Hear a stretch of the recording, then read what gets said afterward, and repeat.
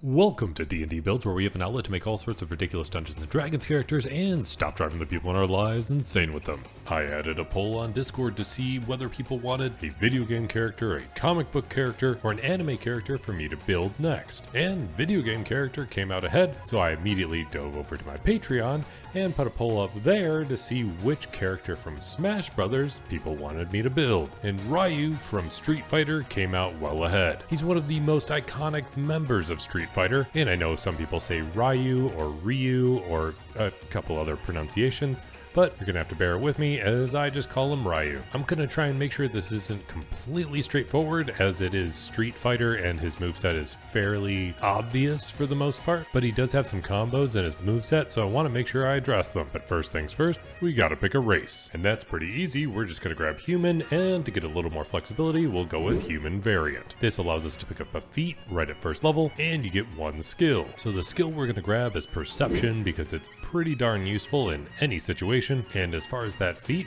we're gonna grab tough, which adds an additional 2 hit points per level throughout the entirety of this build, so your health bar when you're in the Street Fighter tournament can be a little larger. And then of course we have to pick a background for Ryu, and since what he's known for most is being in the Street Fighter tournament as well as Smash, which is just another fighting tournament, we're going to choose the background, Gladiator. Gladiators are very proficient at being in combat in front of a crowd, and that's pretty much the epitome of a Street Fighter tournament. And this background is a variation on the Entertainer background, so you get skill proficiencies in acrobatics and performance. Then when it comes to some stats, we're going to keep this pretty min-maxy. We're going to focus just on the stats we really want and boost them up as much as possible. So we're going to focus on Dexterity, Constitution, and Wisdom, bringing all of them to 15. That means our Strength, Intelligence, and Charisma all get dumped down to 8. Then we get 2 points to throw into 2 different skills, thanks to being a human variant, so we're going to boost up our Dexterity and our Wisdom each by 1 point, bringing them to 16. That leaves Constitution at an odd number, but don't worry, we'll address that later. Then when it comes to a starting class, with those stats, it's going to be pretty obvious. We're going to be diving into Monk to start off with. When you choose Monk at first level, you get proficiency with simple weapons and Shortswords, just in case you ever don't want to use your hands, but I don't know why you would do that being Ryu, and you get saving throws in Strength and Dexterity. Then you get to choose 2 more skills on top of the 3 that you already have, so we'll grab Insight so you can understand your enemies a little better, and Stealth just because it relies on Dexterity and your Dex is already pretty high. Then at first level of Monk, you get Unarmored Defense, and considering you're just kind of hanging out in a very flapping in the wind key, Unarmored Defense is going to be pretty helpful. This makes it so your armor class equals 10 plus your Dexterity modifier plus your Wisdom modifier. Additionally, at first level of Monk, you get Martial Arts. So now you can use your Dexterity instead of Strength for attacks and damage rolls of your unarmed strikes and monk weapons. Whenever you do make an unarmed strike, instead of it dealing just 1 damage, it now deals a D4 in place of your normal damage, but the size of that dice increases as you level up in Monk.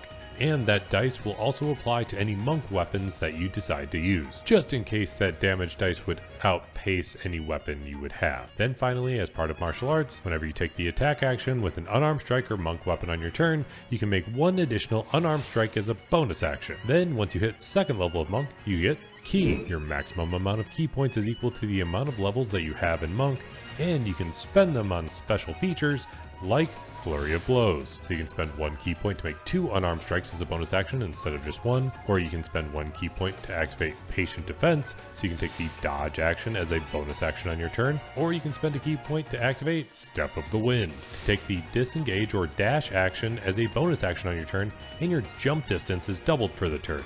And that's going to be pretty helpful in case you want to do that crazy tornado kick, or you really feel like uppercutting somebody into oblivion. Additionally, at 2nd level of Monk, you get Unarmored Movement. So when you're not wearing any armor or wielding a shield, you get an additional 10 feet of bonus movement, but this wouldn't apply to Ryu too much because he sidesteps back and forth most of the time, but still it's nice to have out in open combat. This movement bonus does increase as you level up in Monk as well. Then at 3rd level of Monk, you get a Monastic Tradition, and it might be pretty obvious, especially if you saw my Goku build, and don't worry, it's not going to be quite as straightforward as that one, but we're still going to be taking the Monastic Tradition, Sun Soul. We needed to pull off a Hadouken, and one of the best ways to do that is by taking Way of the Sun Soul, which gives you the feature Radiant Sunbolt. So now instead of just attacking with weapons or your fists or kicks or anything like that, you have a special ranged spell attack that you can make against somebody within 30 feet. You get to use your Dexterity modifier for the attack and damage rolls of this spell, and the damage is radiant, while the damage dice is going to be equal to your martial arts die.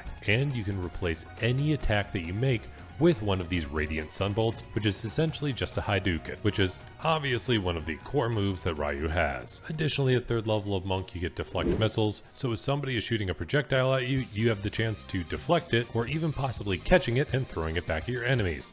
Then at 4th level of Monk, you get an ability score improvement. And we're going to get a handful of ability score improvements throughout this build. So I just want to call out ahead of time that if you're using this video as an example for something that you want to build, you can take any of the ability scores that I suggest and put them in any order that you want based off of what you want to do in the playstyle. However, since so much of this build is going to heavily rely on Dexterity, I want to make sure we boost that up first. So we're going to put 2 points into Dexterity, bringing it to 18. Additionally, at 4th level of Monk, you get Slow Fall, so when you fall a long distance, you can reduce the amount of falling damage you take by 5 times your Monk level. Then at 5th level of Monk, you get Extra Attack. So now you can attack twice as your action and twice as your bonus action if you use Flurry of Blows. Additionally, at 5th level, you get Stunning Strike. So now when you hit a creature with a melee attack, you can spend 1 key point to stun them, which is gonna be absolutely brutal, especially at these early levels. And one of the other very important things from 5th level is that our martial arts die increases from a 1d4 to a 1d6. Then at 6th level of Monk, you get Key Empowered Strikes. So now your unarmed strikes count as magical for the purpose of overcoming resistances. Additionally, at 6th level from Way of the Sun Soul, you get Searing Arc Strike. So immediately after you take the attack action on your turn, you can spend 2 key points to cast Burning Hands as a bonus action, which is just going to be like a massive mega Hadouken, similar to what you'd see as an ultimate smash from Smash Brothers. And you can upcast Burning Hands by adding additional key points, but the maximum number of key points you can spend on this overall spell/ability is equal to half your Monk level. Also at 6th level of Monk, our Unarmored movement boosts from 10 feet to 15 feet. Then at 7th level of Monk, you get Evasion. So now you can dodge out of the way and you're much more efficient at your Dexterity saving throws. So now by default, whenever you have to make a Dex save to reduce any damage you might take, you automatically take half damage, and if you succeed on the Dex save, you take 0 damage instead. Additionally, at 7th level of Monk, you get Stillness of Mind, allowing you to use your action to end one charmed or frightened effect on yourself. Then at 8th level of Monk, you get an ability score improvement, so we're going to go ahead and max out our Dexterity pretty early here because it's going to help everything Monk related. Then when it comes to 9th level, I was really torn because we could keep going in Monk, and that'll start increasing our martial arts die more, and we'll get some other cool abilities. And when you finally hit 11th level of Monk, you'll get something like Searing Sunburst, which is just a giant orb of light that explodes, which could feel like an absolutely massive Hadouken attack, but we already have something to replicate that ability with Searing Arc Strike, which allows us to cast Burning Hands, so I want to try and get a little more optimized with this build. So instead, at 9th level, we're going to do a multi-class, and we're going to go ahead and dive into Fighter. And at 1st level of Fighter, you get a fighting style.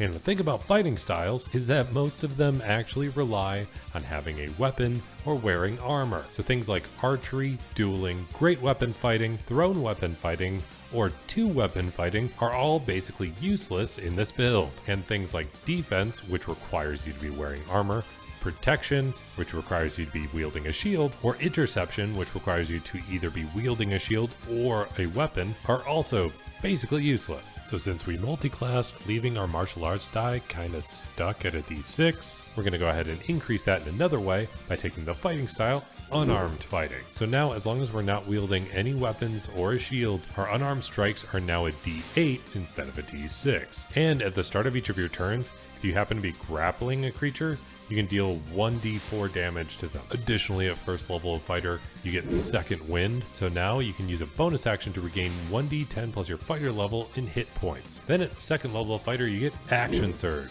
So now you can take 2 actions in a single turn. You can only use this once per short or long rest, but it's still pretty powerful because now if you use Action Surge, you can make 2 attacks as your first action 2 attacks as your second action, and 2 attacks as your bonus action if you use Flurry of Blows. Then at 3rd level of fighter, you get to choose a martial archetype, otherwise known as a subclass. And I was very tempted to choose champion because when it comes to Street Fighter, Ryu is kind of the poster child of that game, but there's plenty of other moves that Ryu has that are a little less flashy than his Hadouken. So I want to be able to pull off those moves with Battle Master. When you choose Battle Master as your subclass, you get to learn some maneuvers. We'll save all the maneuvers we learn for the end of this build, but you learn 3 maneuvers now, and you learn additional maneuvers as you level up in Fighter. Maneuvers are special fighting tactics that you pull off, and you get to spend Superiority dice on them. You have 4 Superiority dice right now, which are D8s that you can spend on those maneuvers, and you regain all those dice when you finish a short or long rest. You gain more Superiority dice as you level up in Fighter, but all of this is going to enhance the combos that we want to pull off as Ryu. Additionally, when you choose Battle Master, you get Student of War. So now you gain proficiency with one type of artisan tools of your choice. Then at 4th level of fighter, you get an ability score improvement. And I think we're going to take a feat now, because we have that odd number in our constitution. So we're going to go ahead and take something that'll boost that up, but have some other benefits. So we're going to take the feat Crusher. Crusher allows us to boost our strength or constitution score by 1 point. So we're going to throw that 1 point into constitution, bringing it to an even 16. Then once per turn, when you hit a creature with an attack that deals bludgeoning damage, you can move it 5 feet to an unoccupied space, just meaning you hit pretty darn hard. And this would be pretty helpful if you're in the Smash universe, because you need to be able to punch people off the edge of the map. Additionally, when you score a critical hit that deals bludgeoning damage, all attack rolls against that creature are made with advantage until the start of your next turn. And this is going to be especially helpful if you're in a large party, because you have plenty of attacks already between your Flurry of Blows, your Action Surge, and your extra attack. So the chances of you getting a critical hit are a little higher, and giving yourself as well as everybody else advantage until the start of your next turn is pretty massive. Then at 5th level of fighter, you get extra attack. And you already have extra attack from Monk, so this doesn't stack, unfortunately. But then at 6th level of fighter, you get another ability score improvement, because fighters get the most ability score improvements out of any class in D&D 5th edition. So we're going to go ahead and boost up our wisdom by 2 points, which is mostly going to help our armor class. And then at 7th level of fighter, we get some more stuff from being a battle master. You get to learn 2 more maneuvers, you get 1 more superiority dice, and you get the feature Know Your Enemy. So if you spend a minute observing or interacting with another creature outside of combat,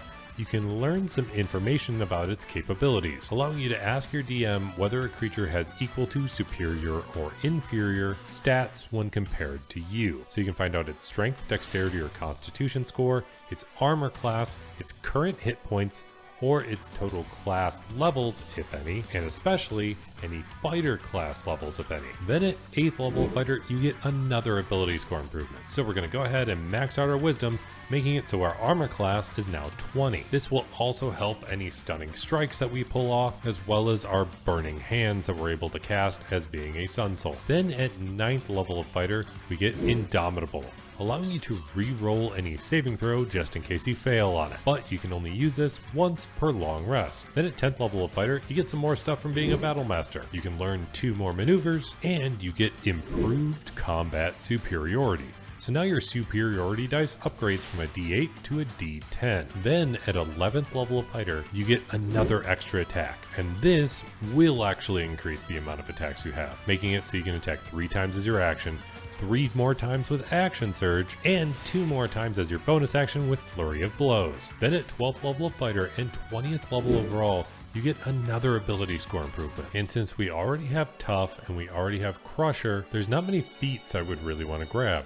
So I'm going to keep it simple here and add 2 more points to our constitution, which is just going to help our overall health pool. And now that we're at 20th level, it's time to jump into those special combos, aka our Battle Master maneuvers. We have a total of 7 to choose from after taking as many levels as we did in Fighter. We do want to be very selective though, because a lot of maneuvers will use up our bonus action, and we want to make sure we have that free, because part of the bonuses of being a monk all rely on using our bonus action. So the first one I would probably grab is Pushing Attack. So you can add your superiority dice to an attack's damage roll, and if a creature fails on a strength save, you get to push that creature 15 feet away from you. But you also have the feat Crusher, allowing you to push it an additional 5 feet. So a 20-foot push is going to be like doing an insanely hard strike in Smash and knocking them clear off the battle map. Then I would probably grab Trip Attack, because Ryu does have some pretty cool judo skills, and Trip Attack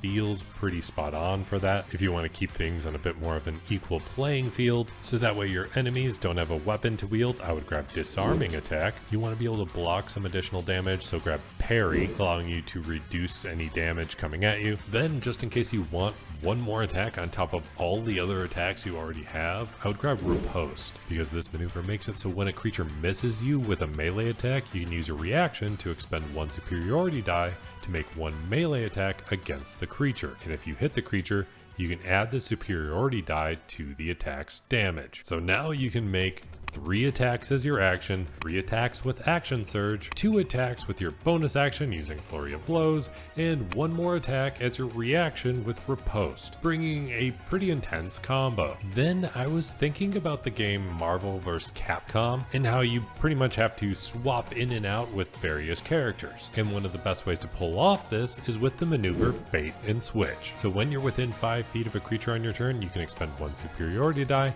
and switch places with that creature, provided you spend at least 5 feet of movement and the creature is willing. You can do this without provoking any opportunity attacks. Additionally, when you pull off this maneuver, you get to roll a superiority die, and until the start of your next turn, you or the other creature you swapped with can gain a bonus to their armor class equal to the number you rolled. Then, just because you need to be able to pull off an insane tornado kick, and if you did that with multiple enemies around you, you'd be hitting all of them, I'd grab the maneuver Sweeping Attack, allowing you to expend 1 superiority die to deal damage to 2 creatures instead of just 1 with 1 attack. The damage is only equal to whatever you rolled on your superiority die, but it's still nice to have an extra source of damage to an extra creature. I think that should have us pretty well covered on most of our combos for Street Fighter or Smash or Marvel vs. Capcom, but if there's anything you would do differently, let me know in the comments down below. And if you want access to the character sheet for this build or any of my other builds, feel free to check out my Patreon, which is linked in the description down below, just like all of these incredible people have access to, and the especially awesome player character level patrons, OK Google, Andrew Nobles, Alex, Melendez Robinson, Karkat Kitsune, Z13, Yaksha Senpai, the Dino 21, and Benjamin. Or going above and beyond that are my Dungeon Master level patrons that I actually play D&D with, which I stream over on Twitch and then upload here on YouTube. Conman ZX, Nathaniel Sims, Cyberciety, Talon Starkey, Demiurge, Braden Aldridge, Daniel Galvin, Michael, Eric Wade, Salvador, Kilo Kilo, and Heyo. Then, going above and beyond anything I would ever imagine, is my God tier level patron, who I cannot thank enough, and that's GameStake. So thank you for contributing so much to me and this channel. And finally, if you made it all the way to the end of this video, let me know by hitting that like button, and I'll be here hoping you roll at least 3 nat 20s in your next D&D session, which you can actually represent even more with some of our merch to show this is how I roll. But I especially hope you roll those 3 nat 20s if you're going to play as Ryu from Street Fighter in Dungeons & Dragons.